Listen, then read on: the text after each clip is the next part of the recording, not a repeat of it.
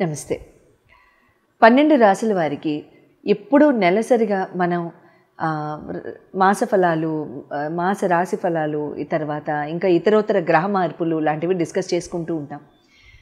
ఎన్నోసార్లు నేను నక్షత్ర మార్పులు కానివ్వండి, లేకపోతే నక్షత్రాల యొక్క క్యారెక్టరిస్టిక్స్ కానీ కూడా చెప్పడం జరిగింది. But very recently, as you know that I'm a psychologist of planets also, and my research has been in the psychology of planets. నాకేమనిపించిందంటే అసలు ప్రతి రాశిలో కూడా మనిషి యొక్క ఇన్ జనరల్, అంటే ప్రతి రాశి వాళ్ళకి ఎలా ఉంటుంది అనేది పక్కన పెట్టేసేస్తే, అసలు ఒక మనిషి ఈ రాశిలోనే ఎందుకు పుట్టారు, పాయింట్ నెంబర్ 1.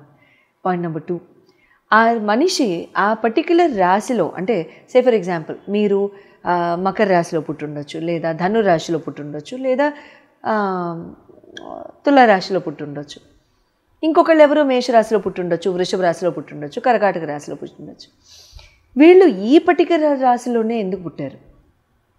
అసలు ఆ రాశిలో పుట్టడం మొలాన వీళ్ళ యొక్క స్థితిగతులు పుట్టిన దగ్గర నుంచి వీళ్ళకి, వీళ్ళ ఫ్యామిలీకి ఎలా ఉంటాయి, అసలు వీళ్ళ నేచర్ ఏంటి, వీళ్ళ క్యారెక్టరిస్టిక్స్ ఏంటి, ఇన్ జనరల్ అసలు వీళ్ళకి ఎలా ఉంటుంది, లైఫ్ ఇన్ టోటాలిటీ, అసలు యూనివర్సల్ స్పెక్ట్రమ్ కింద కనుక తీసుకున్నట్లయితే ఆస్ట్రనామికల్ ఇన్ఫ్లుయెన్స్ వీళ్ళకి ఎట్లా ఉంటుంది. నెక్స్ట్, వీళ్ళకి ప్రతి భావం యందు, అంటే 2nd, 3rd, 4th, 5th వీళ్ళు పుట్టిన రాశి, వీళ్ళ మెయిన్ రాశి నెంబర్ 1గా తీసుకున్నట్లయితే వీళ్ళకి మిగతా 11 ఎలా ఉంటాయి, అసలు వీళ్ళకి ఆ మిగతా 11ని బేస్ చేసుకుని వీళ్ళ జీవితం ఎలా ఉంటుంది అనేది నాకు చాలా ఇంట్రెస్టింగ్ రీసెర్చ్ అనిపించింది. And then I have done that, and here I am with all your points. Let's start. కర్కాటక రాశి వాళ్ళకి వీళ్ళు పుట్టిన దగ్గర నుంచి కూడా వీళ్ళ 100 ఏళ్ళ ఆయుష్ నిండిపోయి, తర్వాత వీళ్ళు భగవంతుడి సేవలోకి వెళ్ళేంత వరకు కూడా వీళ్ళకి ఈ భూప్రపంచం మీద ఎటువంటి స్థితిగతులు కలుగుతాయి, ఎటువంటి ఏ రకంగా వీళ్ళ ఆలోచన తీరుంటుంది, వీళ్ళు చేసే నిర్ణయాలు కానివ్వండి, వీళ్ళ లైఫ్ ఎలా ఉంటుంది మొత్తం తెలుసుకుందామా. కర్కాటక రాశి వాటర్ సైన్, అంటే మూన్ సైన్. చంద్ర భగవానుడు వీళ్ళ రాశి యొక్క లార్డ్. ఆయనకే ఫ్లక్చువేటింగ్గా ఉంటూ ఉంటుంది, up and down, up and down, up and down. Emotional high, emotional లో వీళ్ళు ఎక్స్పర్ట్స్. హై టైడ్, లో టైడ్ లాగా. తర్వాత పునర్వసు నక్షత్రం 4వ పాదం, పుష్యమి, ఆశ్లేష, ఈ 3 నక్షత్రాలు. గురు భగవానుడి యొక్క నక్షత్రం, శని భగవానుడి యొక్క నక్షత్రం, బుధ భగవానుడి యొక్క నక్షత్రం వీళ్ళ రాశిలో ఉంటూ ఉంటాయి. 64 కళలు గల ఆ జ్ఞానాన్ని వీళ్ళకి ఎప్పుడు కూడా ఉంటుందని అనుకుంటూ ఉంటాం కర్కాటకం వాళ్ళు. వీళ్ళ ముఖాలు చూసినా అలాగే ఉంటాయి, చాలా కళగా ఉంటాయి, కాంతివంతంగా ఉంటాయి, తేజోమయంగా ఉంటాయి, చంద్రభగవానుల్లా ఉంటారు, చంద్రబింబాల్లా ఉంటారు. వీళ్ళ కాంప్లెక్షన్ ఏదైనప్పటికీ కూడా వీళ్ళు చాలా రౌండ్గా, కరిస్మాటిక్గా, చాలా అట్రాక్టివ్గా, తర్వాత ఎవరైనా చూసినా ఆకట్టుకునే మనస్తత్వాలు వీళ్ళకు ఉంటూ ఉంటాయి. చాలా ప్రేమపూర్వకంగా ఉంటారు, కుషనింగ్ కెపాసిటీ ఉంటుంది, అంటే చాలా అక్కుని చేర్చుకునే కెపాసిటీ అట్లాంటివి ఉంటూ ఉంటాయన్నమాట. తర్వాత పేరెంట్స్కి వీళ్ళ గురించి ఆలోచన ఎలా ఉంటుంది అంటే, ఇందాక నేను చెప్పినట్టు చంద్రకళల్లాగా ఉంటారు, చంద్ర బింబాల్లాగా ఉంటారు, చాలా ఆహ్లాదకరంగా ఉంటారు, ఆనందాన్ని కలిగింపచేస్తారు. వీళ్ళని చూసి పేరెంట్స్ పొంగిపోతూ ఉంటారు, స్టేబుల్గా ఉంటారు, కూల్గా ఉంటారు, బ్యాలెన్స్డ్గా ఉంటారు కర్కాటకం వాళ్ళు. వీళ్ళు ఇమోషనల్ వాటర్ సైన్ అయినప్పటికీ కూడా వీళ్ళు తొందరగా దేనికి కూడా కదిలిపోరు. కర్కాటకం వాళ్ళు దేనికి కూడా కదలరు, దేనికి కూడా వీళ్ళు కంగారు పడ్డం కానీ ఇలాంటివి జరగవు వీళ్ళకి. తర్వాత 2nd హౌస్ కనుక చూసుకున్నట్టయితే సింహం. సూర్య భగవానుడు చాలా ఇంటెగ్రల్గా ఉంటారు, ఆనెస్ట్గా ఉంటారు, ఉండడానికి ప్రయత్నిస్తారు కూడా. వీళ్ళు యాంగర్ చాలా తొందరగా వస్తూ ఉంటుందన్నమాట. బట్ వీళ్ళ కనుక కోపం వచ్చినట్లయితే కాస్త టైం పడుతుంది అది తగ్గడానికి, వెంటనే తగ్గదు. తర్వాత కన్యారాశి కనుక చూసుకున్నట్లయితే 3rd హౌస్ అవుతుంది, పరాక్రమ భావం. ఇక్కడ కమ్యూనికేషన్ వీళ్ళది చాలా చాలా క్లీన్గా ఉంటుంది, థాట్ ప్రాసెస్ చాలా బాగుంటుంది, పాయింట్ వైజ్గా మాట్లాడతారు, 1 to 10 అన్నట్టుగా మాట్లాడుతూ ఉంటారు, గజిబిజిగా మాట్లాడరు. ఏది చెప్పాలి, ఎంత చెప్పాలి అనేది వీళ్ళకి చాలా బాగా తెలుసు. టైం చూసే చెప్తారు, అవతల వాళ్ళని ఇమోషనల్గా దగ్గరికి తీసుకుని మరీ చెప్తారు. అది అమ్మనవని, నాన్నవని, ఫ్రెండ్స్ అవని, లైఫ్ పార్ట్నర్ అవని. అట్ ద సేమ్ టైం వీళ్ళకి ఫ్రెండ్స్ సర్కిల్ చాలా పెద్దగా ఉంటుంది, చాలా ఫాస్ట్గా కలిసిపోతూ ఉంటారు, ఫ్రెండ్స్తో కూడా చాలా అక్కును చేర్చుకుంటారు, ఫ్రెండ్స్తో కూడా చాలా చాలా బాగుంటారు. వీళ్ళకి 4th హౌస్ కనుక చూసుకున్నట్లయితే తులారాశి అవుతుంది. వీళ్ళకి లగ్జరీ ఓరియంటెడ్గా ఉండడానికి ఇష్టపడతారు. చాలా ఇమోషనల్ సపోర్ట్ వీళ్ళకి మదర్తో ఉంటుంటుంది అనమాట. మదర్ దగ్గర వీళ్ళు చాలా చాలా వ్యక్తపరచుకోవడం, చెప్పుకోవడం, షేర్ చేసుకోవడం లాంటివి ఉంటూ ఉంటాయి. మదరే వీళ్ళకి ఏదైనా సరే మదర్తో పోలుస్తారు. అంటే చాలా బ్యూటిఫుల్గా ఉన్నారనుకున్న మదర్తో పోల్చి అక్కడి నుంచి ముందుకెళ్తూ ఉంటారనమాట. 5th హౌస్ కనుక చూసుకున్నట్లయితే వృశ్చిక రాశి. ఇక్కడ వీళ్ళకి సంగీత కళలన్నా, క్రియేటివ్ ఫీల్డ్స్ అయినా, మ్యూజిక్ అయినా, డాన్స్ అయినా, ఆర్ట్స్ అయినా, పెయింటింగ్ అయినా, క్యాన్వాస్ పెయింటింగ్ అయినా అటువంటివి వీళ్ళకి చాలా చాలా ఇష్టంగా ఉంటుందన్నమాట. తర్వాత ఏదైనా ఆహ్లాదకరమైన పెయింటింగ్ చూసినా సరే వీళ్ళకి కళ్ళెంబడి నీళ్ళు వచ్చేస్తాయి. 6th హౌస్ కనుక చూసుకున్నట్లయితే ధనుర్రాశి అవుతుంది. వీళ్ళకి ఫాదర్ యొక్క సపోర్ట్ ఎక్కువగా ఉంటూనే ఫాదర్ మూలాన రుణాలు చేయవలసిన అవసరం రావడం, ఫాదర్ యొక్క రుణాలు తీర్చవలసిన అవసరం రావడం, ఫాదర్ యొక్క సపోర్ట్, ఫాదర్కి సపోర్ట్, ఫాదర్ యొక్క లైఫ్లో సిచ్యువేషన్స్ మూలాన వీళ్ళు సపోర్ట్ చేయడం. 2, ఫాదర్ వీళ్ళకి సపోర్ట్గా ఉండడం, ఫాదర్ మూలాన వీళ్ళు సపోర్ట్ అందించవలసిన అవసరం రావడం. చూడండి, ఫాదర్ మూలాన సపోర్ట్ అందించవలసిన అవసరం రావడం అని చెప్పుకున్నాం, కానీ మంచిదేగా, బాధ్యత.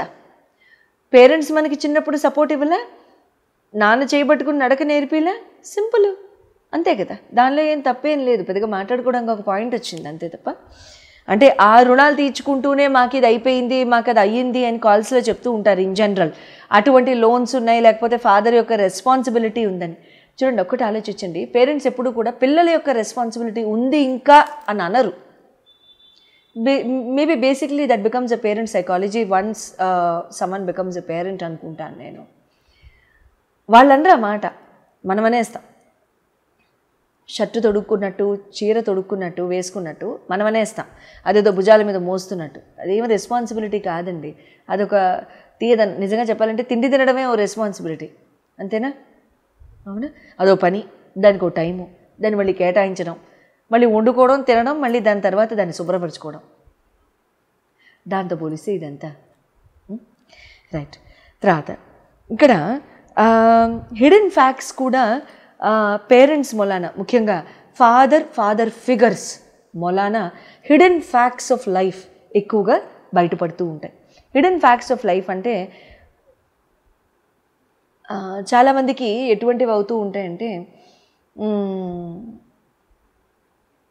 ఏదన్నా గతంలో శత్రుత్వాలు, గతంలో చిన్ననాటి శత్రుత్వాలు, గతంలో ఫ్యామిలీ టైస్ బాగోకపోవడం, అవి ఎందుకు బాగోలేదు అనేది ఫాదర్ ఫిగర్స్ మూలాన తెలిసి రావడం, వీళ్ళు సాల్వ్ చేయడం, తండ్రి యొక్క సపోర్ట్ తీసుకుని, లాంటివి కర్కాటకం వాళ్ళకి ఎక్కువగా జరుగుతుంటే ఎంతమందికి జరిగాయో కమెంట్స్లో రాయండి. 7వ స్థానంలో మకర రాశి, 7వ 8వ స్థానాలు మకర, కుంభ, శని భగవానుడివి. ఇక్కడ ఏమవుతుందంటే వీళ్ళకి వైఫ్ వచ్చిన తర్వాత లాట్స్ ఆఫ్ చేంజెస్ ఉంటాయి వీళ్ళకి లైఫ్లో. తర్వాత life will definitely bring a change. Life partner జనరల్గా చాలా స్టబర్న్గా వస్తారు, వీళ్ళకి మొండిగా వస్తారు, గట్టిగా వస్తారు, అంటే గట్టి గొంతుతో కూడా వస్తారు. ఒక్కొక్కసారి నువ్వా నేనా అనుకునే రకంగా ఫైట్ చేసేసుకుంటూ ఉంటారనమాట వీళ్ళు. అండ్ తర్వాత వీళ్ళకి రెస్పెక్ట్ అనేది కూడా లైఫ్ పార్ట్నర్ దగ్గర నుంచి, కొలీగ్స్ దగ్గర నుంచి, ఇతరోతర సరౌండింగ్స్ దగ్గర నుంచి కూడా చాలా చాలా బాగుంటూ ఉంటుంది. 8th హౌస్ ఇందాక నేను అన్నట్టు శని భగవానుడిదే కాబట్టి ఇక్కడ లేజీ యాటిట్యూడ్ అస్సలు మీకు పనికిరాదండి. డామినేటింగ్ యాటిట్యూడ్, లేజీ యాటిట్యూడ్, కోపం వ్యక్తపరచడం అస్సలు పనికిరాదు. అది ఎవరికీ పనికిరాదు, బట్ మీకు అంతకంటే ఎక్కువగా పనికిరాదు. అండ్ ఇక్కడ ఏమవుతుందంటే చాలా రెస్పెక్టబుల్గా ఉంటారు సొసైటీలో కానివ్వండి, మీ ఆఫీస్ ఎన్వైరన్మెంట్లో కానివ్వండి, ఫ్రెండ్స్ సర్కిల్లో కానివ్వండి, చాలా రెస్పెక్టబుల్గా ఉంటూ ఉంటారు అనమాట. లైఫ్ పార్ట్నర్ యొక్క కంప్లైంట్స్ లేకపోతే హెల్త్ కంప్లైంట్స్ మీకు ఎక్కువగా ఉంటూ ఉంటాయి లైఫ్లో. అటువంటివి సాల్వ్ చేస్తూనే మీకు కొంచెం లైఫ్లో కాస్త టైం డీరేల్మెంట్ అవ్వడం లాంటివి ఇక్కడ అనుభవిస్తూ ఉంటారు. 9th హౌస్ కనుక చూసినట్టయితే గురు భగవానుడు, మీనం. ఇక్కడ భోజన ప్రియులుగా ఉంటూ ఉంటారు, ఎక్కువగా తినడానికి ఇష్టపడుతూ ఉంటారు, వండడానికి కంటే కూడా. అవతల వాళ్ళు పెడుతుంటే మనం తినాలి అనే అంటే అటువంటి ఆలోచన కాకపోయినా ఆదరంగా పెడుతున్నారు కాబట్టి, ప్రేమపూర్వకంగా పెడుతున్నారు కాబట్టి తింటే బాగుండు అనే ఆలోచన అయితే ఖచ్చితంగా వస్తుంది. తర్వాత డ్రీమ్స్ ఎక్కువగా ఉంటూ ఉంటాయి మీకు. 10వ స్థానం కనుక చూసుకున్నట్లయితే కుజ భగవానుడిది IT, artificial intelligence, defence, police, యూనిఫామ్తో కూడిన ఎటువంటి ఆస్పెక్ట్ అయినా సరే, ఎటువంటి ఉద్యోగం అయినా సరే, ఎటువంటి బిజినెస్ అయినా సరే మీకు బాగుంటుంది. 11th హౌస్ వీనస్ కనుక చూసుకున్నట్లయితే